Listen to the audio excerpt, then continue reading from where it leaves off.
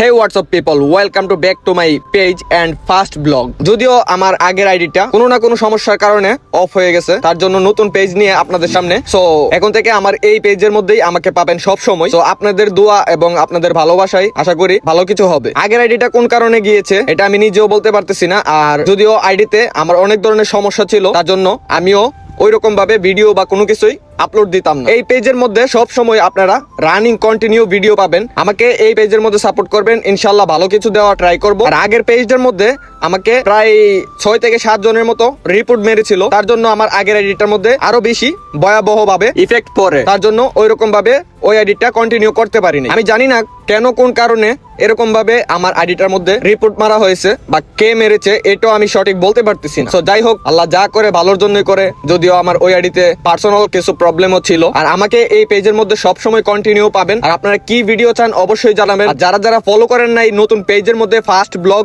এবং first video, সব সময় এই আইডিতে ফলো করবেন, ইনশাআল্লাহ ভালো কিছু দেওয়ার ট্রাই করব। আর যারা যারা এখনো পর্যন্ত পেজটি ফলো করেন নাই অবশ্যই ফলো করে রাখবেন। নেক্সট ভিডিওতে আপনাদের সাথে দেখা হইতেছে। আল্লাহ হাফেজ, টেক কেয়ার।